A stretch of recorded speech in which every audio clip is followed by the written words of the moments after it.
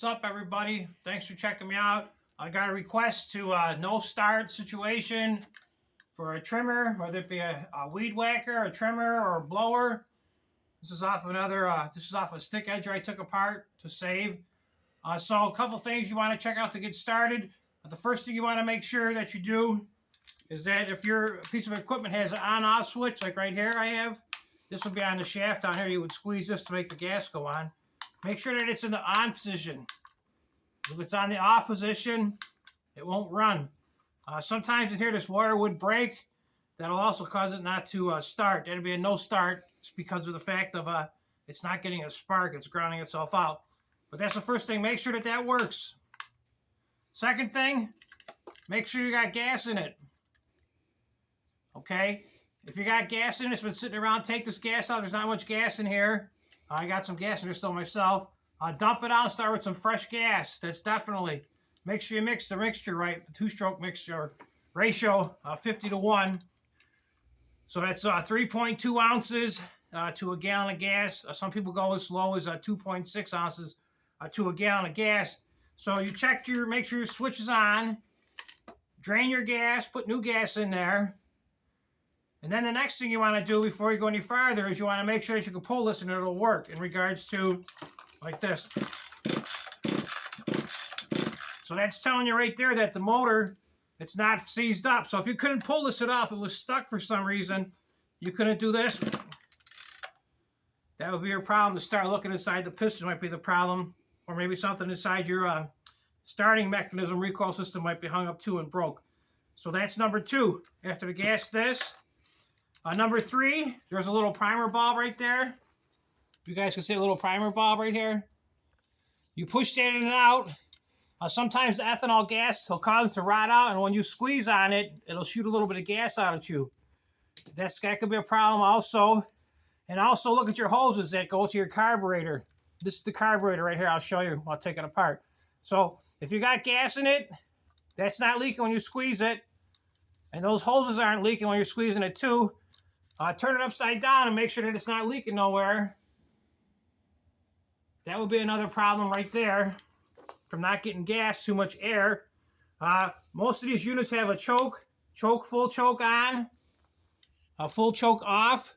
This is the carburetor. This is just nothing but a fancy cover to make it look pretty. So you want to unscrew this.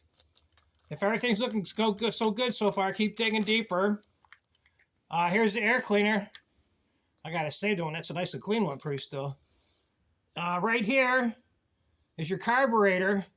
And this is your switch right here that turns the choke on. So if the choke's on, choke off. When you would start it, you put the choke on until it gets warmed up a little bit, then take the choke off. Also check to see if your carburetor seems tight like this. Now you can see it's not moving. Sometimes this will like move freely. And if that's the case, you got to tighten these 2 bolts up on the carburetor, and that'll suck in, and it'll make it tighter, and that would be a problem there also. With, okay, so say this is tight, and say you got it to start here, and you just turn the choke down just a little bit, and you got to keep the choke on a lot to keep it going. You got a air problem. There's too much air getting into the motor. And with the choke being closed, it's choking off the air supply. So either the carburetor might be a little loose or the gasket, it's a real thin gasket inside the bottom, which I'll do a more in-depth video, but I'm just trying to get you running real quick. Might be the problem. So if you take the choke off and it stalls out after it warms up for like a minute, or if you got it running with the choke on all the time or almost all the way on, that would be a problem there. So we got the switch problem, you evaluated. Gas, make sure new gas. Make sure it's not leaking out of the primer. Make sure the hoses aren't leaking. Make sure that it's free. Okay, if all those are good to go, you want to take your spark plug off the top. Oh, there's your spark plug right there. I got a little cheater setup that I use. I don't know where I put it. For my car, like when I test the coils on my car, it's the same setup. So I would just take a new spark plug. Don't mind this wire here because it goes into the coil packs on my trucks.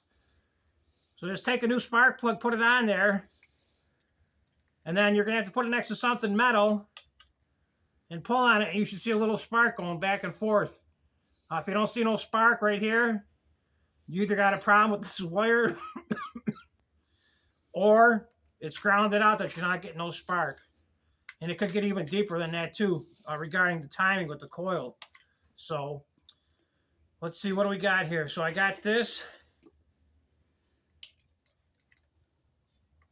So that's if there's a no start at all situation. So those are the steps. Switch is on, gas is good, carburetor is tight, not leaking gas here. Okay, that's the problem right there. It's free, that's another good prime sign. That's another problem that could be gas or air mixture problem. You check the spark. So now we're gonna jump to a whole different problem. So say if you get this going real good and you start it and it's running perfectly and say you give it the gas and it dogs out. When I mean it dogs out, instead of picking up in RPMs, it goes, and you let go of the gas and it goes, you give it more gas, it goes, that would be a problem. Right here is the exhaust, and inside the exhaust, there's 3 little screws. I'll get more in depth and take them apart, but there's a little screen that's inside here. And this is for California. It's like a little metal piece of screen in there. So if it backfires, it won't shoot a spark out and start the forest on fire. So if you got a dogging problem where it bogs out and no power, it's the screen problem right there. So that's just a quick look at it. If you got any questions, feel free to ask me. I'll get back to you as soon as I can, or we'll do it on a live. I'll show you a couple other tools that you should have in your arsenal for trying to troubleshoot and diagnose these problems, because a lot of times you take these to the shop to get them worked on, and you spend over half the value of the piece of equipment to get a new one. So if that's the situation, you're better off just to buy a brand new one and start over, because you can get a new trimmer for $250 that'll last you for 20 years. And if you take it to the shop to get it to work, you'll probably spend $125 or so just from a legitimate shop to do it. So those are a couple quick ideas I got for you. Hope it helped you out. Like I said, ask me some questions if you got anything. I'll see everybody soon. Thank you.